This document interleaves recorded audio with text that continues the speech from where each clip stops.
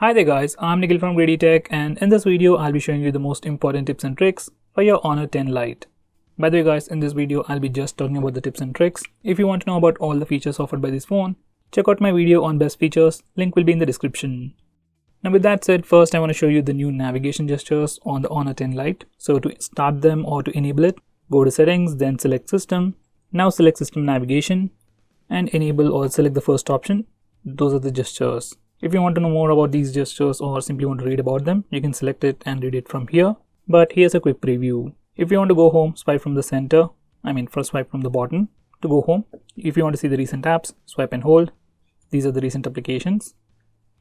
Now, if you want to go back a step, like pressing the back button, you can swipe from the right side or left side to go back. Now, so far, these are the same gestures that you can find on MIUI devices as well. But on this phone, we have another gesture to trigger Google Assistant.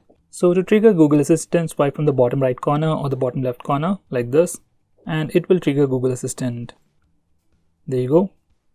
Here's a bit in slow motion or doing it slowly, and that's Google Assistant. Now that's the new navigation gesture, and once again, if you don't like it, if you want the same old 3-button navigation bar, select system navigation and select the second option. Now from here, if you don't like the current layout, if you want the back button on the left side, or if you want to add a new button to pull down the notification bar, you can also do it from here. So it all works, and I guess this is the layout that I prefer the most. Now going on next, I'll show you some camera features. So this is the camera interface, and you have AI mode for both the front and rear cameras. Now for a quick preview, I'm taking a picture in AI mode, and now if we go to the gallery, this is a preview. Now this picture was taken in AI mode. Now for some reason, if you don't like those super saturated colors and want a more natural look, maybe you don't want an AI picture, you can disable it from here. So every time you take a picture with AI mode, and if you don't like the image, you can always disable it after taking the picture. Now going on next, if you want to take better pictures in low lighting conditions, this phone also comes with dedicated night mode, and you can simply point at an object and take picture. It will automatically calculate the shutter speed, ISO, and then take a picture. Or else you can also manually set ISO and then change the shutter speed as well, and then take the picture. Now going on next, we also have the aperture mode, where we can change the amount of background blur effect you want before taking a picture and even after taking a picture. Now let's say I want to take a portrait shot of this car. I can change the background blur effect by using this dial. So if this is high, you'll get less background blur effect, and if this is low, you'll get more background blur effect. Once you're done, click the picture, and here's the preview. Now even after taking a picture, you can change the background blur effect and even the focus point. So just click the picture and click this button here, and now you can click the object to focus.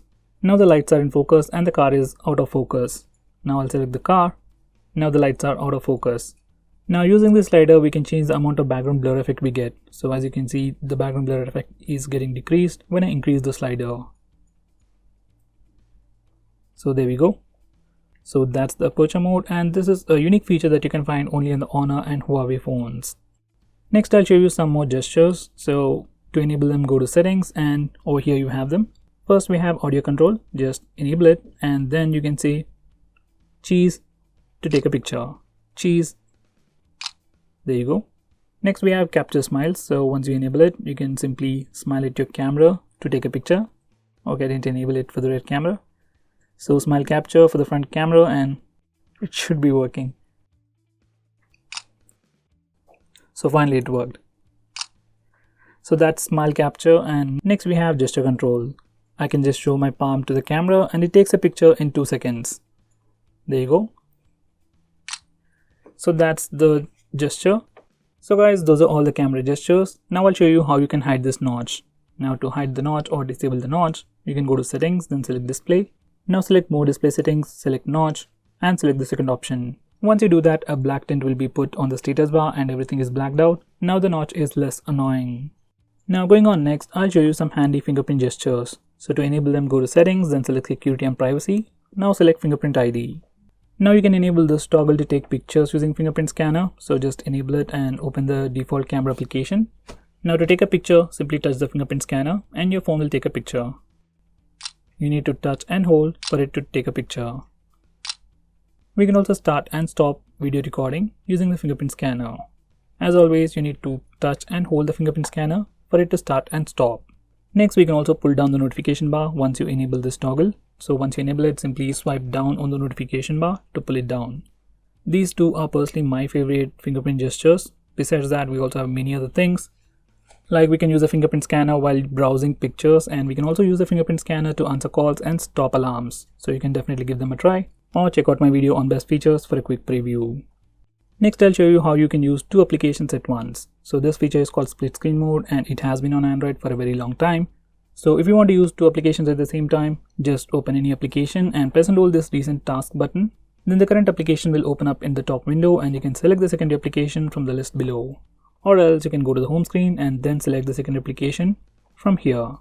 Now using this feature, we can do things like watching a video and browsing at the same time, and other crazy stuff like that. Now this is really an awesome feature, but sometimes this feature doesn't work. Now when I try to open phone dialer, split screen mode simply collapsed. So you can't use some apps in split screen mode. So to fix that, or to use all applications in split screen mode, this is what you need to do. Go to settings, then select system, then select about phone. Now click build number 7 times. Once you do that, developer options will be enabled. Now go back a step and then select developer options. Now scroll all the way to the bottom and enable force activities to be resizable. Once you do that and restart your phone, you should be able to use all applications in split screen mode. This is something I would definitely recommend you to do. Now going on next, we have some super handy shortcuts on the lock screen. Now this is a lock screen and it might not look all that impressive. This is the same thing we have been seeing for a very long time. We have a quick shortcut for the camera application over here, and that's it.